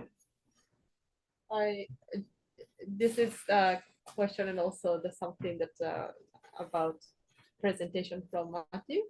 So your presentation was really about the insulation, and also he could really understood how the challenge of the Europe, or how the architects are facing this global issue of the climate change and everything, to think to really the time of the thinking about the installation, but maybe you kind of adapted for the theme for today. 聞いた Do Yes. you? not only. So there are so many issues, but you really targeted, I mean, the theme of the installation because you've been also working so much for the installation for the chalet. Yeah, but I just thought what you just said, Natsuko, about the house, about taking care of the house was very interesting as well, because in this practice of renovating and having this thermal approach on the house, it really feel like becoming a doctor of the building somehow, because you come and see an existing building, you try to understand what's going wrong, like a body, like you analyze if the structure of the body has a problem or the breathing of the body has a problem. And I do like this approach of also giving the people a good body to live in, because that's the important thing. Like at the end of the day, is those people living inside that deserve a good housing and a healthy housing. And I think it's an interesting way of seeing architecture nowadays. Like caring about the building is difficult, but it has to be done rather than demolishing everything and starting from scratch, because it keeps also the memory of the place and whatever happened inside.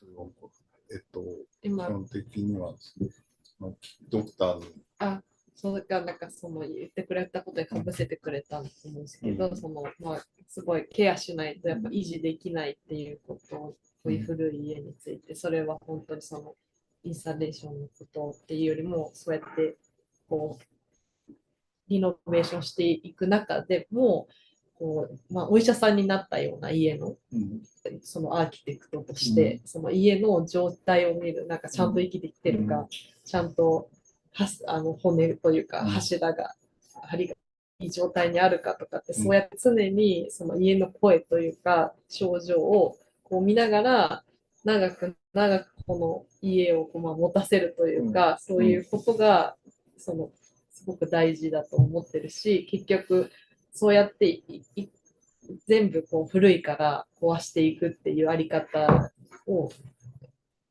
いいと思ってないというか、壊していくっていうことにではなくて、そうやってその建築家がなんかその医者さんになる。そうだよね。だからでもそれは一つのきっかけに今、パリの建物を触るってそもそもきっかけがないような気がするんだけど、手つけるっていう。でも断熱っていうのは今、もしかしたら理由になるっていうか、なんかリノベーションのきっかけとして建築家が関わる理由になるのかなって思うんですけど、そういう側面ってあるんですかっていう。そしてその中でやはりデザインっていうところでやっぱり消化していく気持ちって、なんていうか満足を上げていくっていうところは、なんかここでなければ考えられなかったこと。要はせっかく断熱っていうことで今まで考えてなかったきっかけがあるから、だったらその断熱をきっかけに新しいデザインを生み出していくっていうことを考えたりはしているのかな。それがそこまでちょっと正確、さっきの説明だとあまり見えてなかったんで、そのお医者さんっていうのはすごくよくわかるんだけど。But you truly understood like what you said about being a doctor. But he also wanted to ask about the way as an architect, because living in Paris, because there is not, he assumed that there are not so many opportunities for work in architecture itself in this, such a long history buildings. But as to work on the installation, it would be maybe the chance to work as an architect, he believes. That's one kind of question. And second is that through thinking about the installation, do you feel that there are any kind of design-wise, do you have like any kind of like new findings or new way to kind of raise this way of designing or thinking about the installation to the kind of evaluated to the like design-wise? How do you feel about it? That's two questions from Joe. Yeah.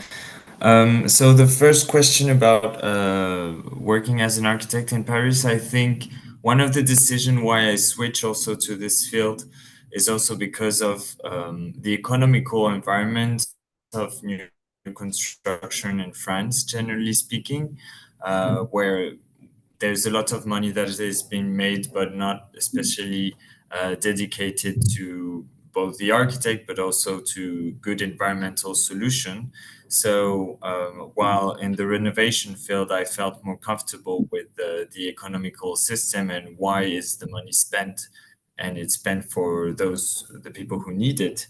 And of course, also because in Paris, and France in general, we are reducing the land available for new construction in order to protect our nature. So that it's very positive, and it does show a switch and a massive reduction of new construction. So of course, I think that was an idea to believe that, okay, that's maybe the future of our field of architecture is more into the renovation.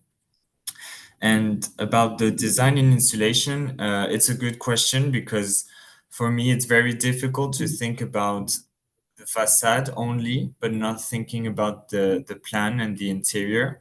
And especially, if, for example, I did have this feeling in Japan that the facade is a little bit secondary, whereas in France, it's so important. It used to be so important. Like when you walk in Paris, you can see the beautiful facade and everything. Whereas in Japan, it's more about what's inside that matters, really. So, and I think I have a little bit of this philosophy. So it was very difficult for me at first to only work on the facade, and based on an existing facade that you have to deal with. But at some point, in terms of design, what I think interesting is that it also it's a good opportunity to try to find the beauty in the existing buildings and try to extract it and make it more powerful.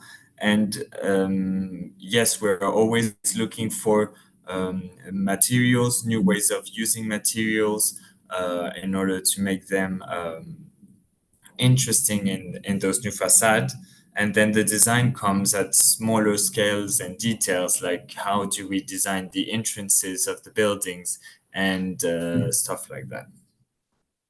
And sometimes we do make extensions as well, so which gives us more flexibility in design. I think we missed the last part. Oh, really? Last sentence. Sorry. Sentence, and not the Yeah, whole not last whole part. chapter. Okay. I just the last one? Yeah. No, we're just saying that sometimes we make About, extension of the building. roofing? Sorry? What did you say? Because we heard about like working on, like facade extracts the kind of beauty and to like made it to design. Then after this, I think we kind of missed. Yeah, I think I was referring also to the research of new materials and the way we use natural materials, especially. How can we reinterpret them and make them becoming a design tool to make the facade interesting? で、希望している。 So still you want it to that way. ああ、まあ、僕たちも最近そういうことが、これがそのページに当たるもので、まあ、左は断熱仕上げみたいなことをセラミライトって言って、まあ、硬い断熱材で作ってるから、あれを仕上げとしたまんま木造の建物にこう内側から吹き付けたまんま仕上げるっていうのをちょっと最近やったんですよ。すごい涼しくなるんですよね。あれをどうデザインとして消化するかっていうのはまだちょっとあんまり答えを見つけられてないんだけど、あのまんま露出できるので、なんか、そういうのを考え始めてて、なんか断熱をきっかけになんか新しい仕上げが考えられるかなっていうのをちょっと実験し始めて。セラミコート。セラミライトっていうんですけど。セラミライト。ライト。うん。まあ、断熱材の種類で、触ってもポロポロ落ちないんですよ。これは見えてる。見えてる。見えてる。Yeah, he was also, I think he really shared the challenges in these days. When you see the sharing screen on the left, that's kind of like newly he kind of started using this installation material called ceramic. セラミライト Ceramic light. for old wooden building. So always we did the skeleton before, but nowadays it's difficult.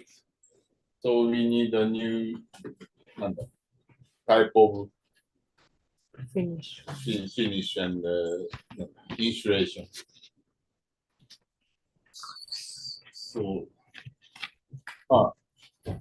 そういうことをいるんですけど、まあ、なんかそういうことが情報共有できたり、断熱の新しいなんか考え方を多分、いろんな側面で多分話ができたら面白いなと思って聞いていました。It would be very nice that if he can keep exchanging the updates of the installation and the materials that talk like this is very meaningful. So hope that we can continue this kind of giving updates each other course about the installation and all. Can I ask one question about this?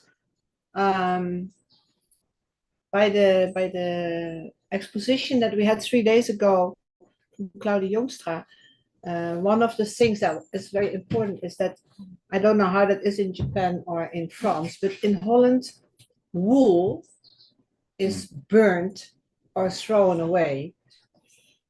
And we're talking about millions of kilos. So I'm thinking, do you ever use wool as a kind of isolation material?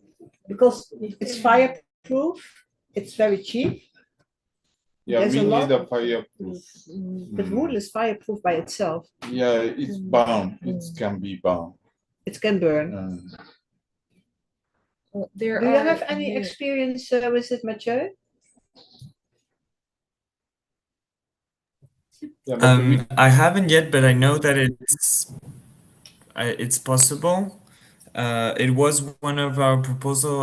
I did a competition in Iceland, and since Iceland has such little resources, but they do have a lot of wool. So that was one of the solutions that we proposed, using wool for insulation. I know it's possible, but so far I didn't have the chance to use it on reality in a proper site. Interesting. Thank you. That's very cheap. Yeah, it's cheap. And if I want to get rid of my wool, I have to pay 25 cents a kilo. No, honestly, it's crazy. We have the house in Mukaishima that one of my friends did the installation by ship by themselves.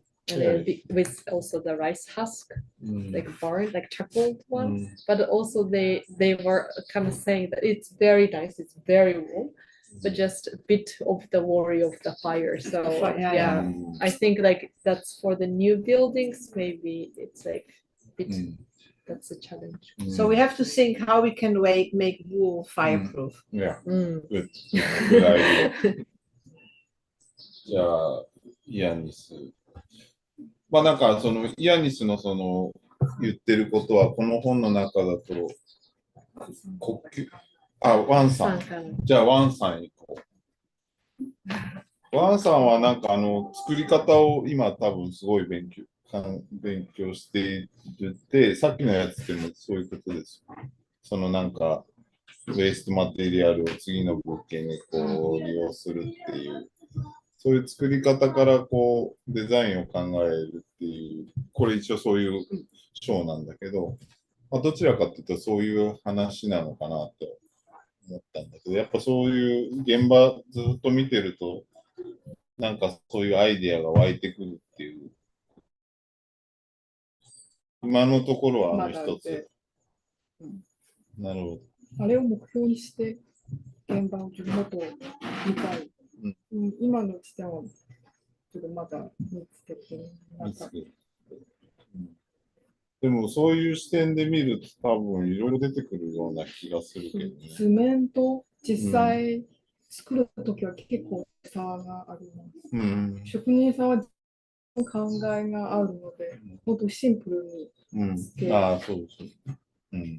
そのシンプルさを理解できるとデザインが変わってくるってことだよね。もっとシンプルな合理的になる。Yeah, there is a chapter, also the book on a book about like think about through how to make. And I think he thought that Wan San's presentation was truly something that hard practice on this kind of like chapter, that she's been in understands like how to be made or how to be processed. Then she is on the site knowing how the carpenters, the craftsmen are working. Then that's also she really can reflect to her design. Like for example, she was explaining a bit about on normally the craftsmen make the things like more simpler they prefer. So maybe next time one sun can be a bit more simpler design, or this kind of like interaction can also change her like design ideas, or also so なんか訳しちゃったけど In the future you start design. Maybe. ありがとう。で、イアニスは、まあ本当にここでいうところの呼吸する建築って僕が言っている、まあなんか今すごく大事なことかなと思ってて、なんかダイアグラムでガラスが透明であるっていう、透明であるところは A と B が実はつながっているみたいな、でも全然ガラス1枚で全然環境は違ってつながってないっていう、でそれをどうつなげていくのかっていうことを我々今、まあ、考える大事なところかなって思っていて、まあこの、まあ、イアニスと一緒にやらせてもらったこのチェジュのプロジェクトとかでは多分そういうことに気づいていく。そして多分イアニスが今日見せてくれたのもそういう自分のところに懐を作ってその人を招き入れて関係を作っていくっていうそういうなんか呼吸する、まあ、建築っていうのをまあ僕も大事だと思ってるんだけど多分今日はそういうことを言ってくれたのかなと思うんだけどどうでしょうか。About the book, there is a chapter called like breathing architecture. So I think that the Yanis shared about the project of the Jeju, and well, at this moment, schemata is also the time to really try to solve how we can think about like under the like diagram, like there is the window and the place A and B seems through the like of course can see it in A space and B space are connected through, but actually there's definitely the glass, and it's something that we really have to think how we can really have the connection, and also how we can have this kind of relationship whole through. And I think this project that Yanis explained, not only about the Jeju project, but also that the other project that you've been working on is something that you have the space that the will welcome people and have the connection to the people or relationship. That's, I think it's a very important theme at this kind of moment for this like but how is it something that you wanted to say, or is it something maybe you wanted to add, or different things? That was Joe's question.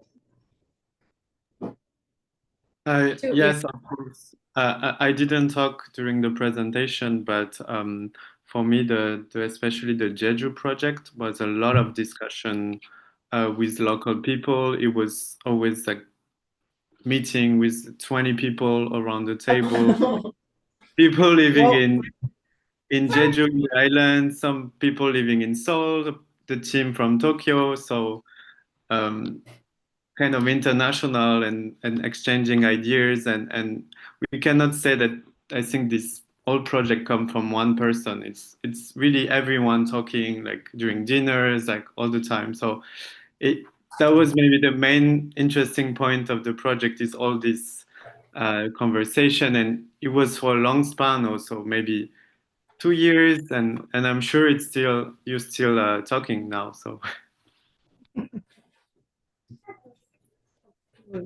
多分大丈夫だから。Never stop Thank talking. you. And I also wanted to say, Natsuko, thank you so much for translating all the time, all these years. It was very great for us. And I actually think どうですか？まあ、 you were part of the conversation to me, just not translation, and more than this. I think you also giving your opinion at some point. Thank you so much. Arigato. It was also very meaningful moment always to get a lot of inspiration through the interactions for both. Now we are thinking making public bus in Paris. We should. We can wait. We want it. We need it. But now just started. I don't know. We can do it. But I hopefully. Is it like a Sento style? Like a Sento? Sento style, yeah. Sento style, yeah. But then French. No, keep it Japanese. Japanese Sento style. Yes, very good. Okay. I hope to see you. What time? Yes. Of course. もうでも半なんで、はい。ありがとう。Thank you so much. Thank you so much. Nice seeing you again. So much for inviting us. See you very soon.